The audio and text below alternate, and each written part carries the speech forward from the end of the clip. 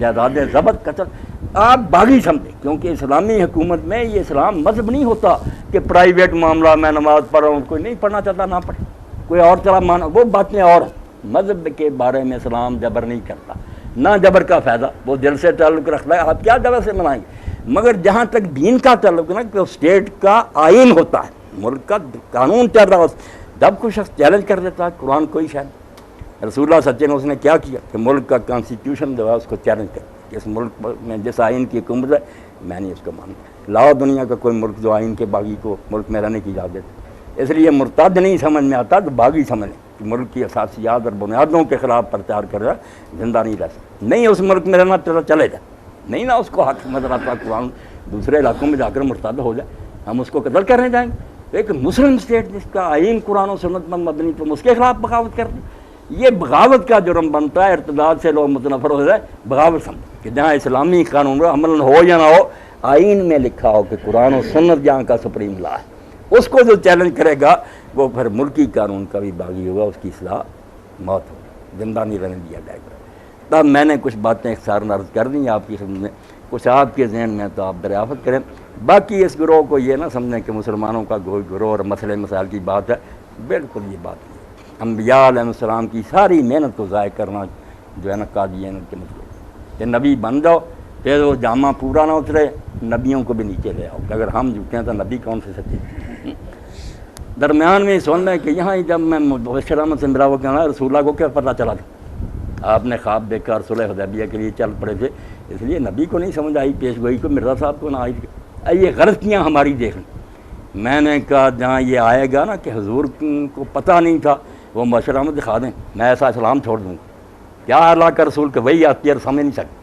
کہنے لگا یار آپ کی عجیب باتیں۔ میں نے کہا یہاں ہار میں بلاؤ قادیانیوں کو، مجھے دعوت بوت پر لیکچر دوں گا کہ نبی ہوتا کون ہے اور اس کے مقام کی خصوصیات کیا، پھر سوال کر لینا، پتہ چلے نبی سمجھو تو صحیح، کوئی مولوی ہوتا کہ بات کر دیا بعد میں جھوٹا نکلا۔ خدا کا خوف کرو، اللہ کے رسول آپ بھی سن لیں۔ صلح حدیبیہ میں اسی لیے حضرت عمر سے آپ نے کہا تھا کہ عمر کس دن میں نے کہا تھا کہ سال عمرہ کریں گے، اگر ہوتا تو پکڑنا لیتے کہ حضور آپ نے نہیں کہا تھا، حضور کو پہلے علم تھا کہ عمرہ اس سال نہیں ہوگا، مگر طریقہ سکھایا تھا اللہ کہ اگر آپ اگلے سال جائیں گے اسی طرح چپ چپاتے تھے پھر رکاوٹ ڈال دیں گے، آیا اس سال جائیں، وہ مجبور ہو جائیں، مجبور ہو گئے، گلے میں پھنس گئی نا چھپکلی کہ سارے ان کے حامی جو قبیلے تھے وہ آ گئے، انہوں نے کہا یار قربانی کے جانور ہم ان کے ساتھ دیکھ کر آئے، انہوں نے احرام باندھے ہوئے ہیں، آپ بیت اللہ کو اپنی ملکیت بنا رہے ہیں، اگر آج ان کو روک رہے ہیں ہمارے ساتھ بھی یہ صلح کرو۔ تنگ ہو گئے، مجبوراً دیکھ کر دینا پڑا کہ اگلے سال آؤ عمرہ کرو، 3 دن مکہ میں ٹھہرو، ہم سیر چھوڑ دیں، اس لیے راستہ ہموار کرنے کی، ورنہ پھر میرے علی شاہ رحمۃ اللہ علیہ حضور کو پورا علم تھا، مگر آپ پہلے ہی بتا دیں جاتا کون، نہ 1400 جاتا، نہ معاہدہ ہوتا، نہ راستہ صاف ہوتا۔ اللہ کے پیغمبر جو ہیں آپ یقین جان لیں، جو غلط فہمیاں تفسیروں میں ان کا آپ بھی رد کریں، کبھی نہیں ہو سکتا کہ اللہ وہی کرے وہ سمجھے نا۔ 20 سال نبی اللہ نے بنایا، وہ کہتا رہا میں نبی نہیں، ایسی بات ہو سکی؟ اور اللہ بھی تماشا دیکھتا رہے، چلو ایک آدھ دن غلطی ہوگی، تو بھی کہہ دے غلام ہے تو نبی ہے، میں نے بتا کیا کر رہا، 20 سال کتابوں میں جو نبی بنے فلانا، اور 20 سال کے بعد یار میں غلط فہمی میں تھا، میں تو نبی تھا۔ یہ بالکل کوئی دینی گروہ نہیں، نہ دین سے کوئی تعلق، سادہ بچے نہ بات شروع کر گئے عیسیٰ علیہ السلام مر گئے، تو کیا تعلق، عیسیٰ علیہ السلام مر گئے فاتحہ پڑھو، بات کرو کہ جو نبی بنا ہے کوئی اس میں نبی والی بات نظر آتی، کوئی وہ اس میں خصوصیات اور قابلیت نظر آتی، کیوں پیغمبری کو ذلیل کر رہا ہے کہ اتنا حقیر منصب؟ تو اللہ ہدایت دے۔ باقی اچھا سلوک جو نا وہ کوئی بات نہیں، کوئی بھی کافر ہو بے دین ہو السلام علیکم کے آپ جواب دے دیں، یہ بھی جو کہتے ہیں نا کہ عیسائی وغیرہ کو سلام نہ کو غلط بات ہے، کہا کریں، وہ حضور نے جو ہدایت دی تھی مخصوص حالات میں وہ سلام نہیں کہتے تھے، السلام علیکم کہتے تھے، لام کھا جاتے تھے نا کہ آپ ہلاک ہوں، تباہ بد ذات لوگ تھے،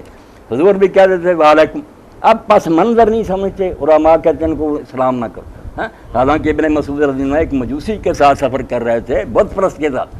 پھر راستہ الگ ہوا، مجوسی دوسری طرف جانے لگا، یہ اس کے ساتھ گئے دور تک، رخصت کر کے آئے، سلام کا لوگوں نے پوچھا آپ نے حضرت اس کو رخصت کی؟ فرمایا اللہ قرآن میں کہتا وصاحب بالجنب کہ تھوڑی دیر کے لیے بھی اگر کوئی ساتھی بنے ہے سیٹ پر ہی اس کا بھی حق ہوتا، کیوں نہ وہ اچھا سلوک کرتا، برا رویہ نہ اختیار کریں کہ آپ سلام نہ کہیں، سلام کا وعلیکم کہتے رہیں۔ وہ تو ہم عائشہ رضی اللہ عنہا نے کہا یا رسول اللہ اس نے بکواس کی تو آپ نے تو نے نہیں سنا، میں نے بھی کہہ دیا وعلیکم، کہ جو میرے لیے تو نے کہا ہلاکت میں نے بھی اس کے لیے کہا۔ اگر سچ مچ کوئی السلام علیکم کہا ہے آپ اس سے بہتر جواب، مگر وہ حقدار اسی وقت ہوگا جب ہدایت پائے گا.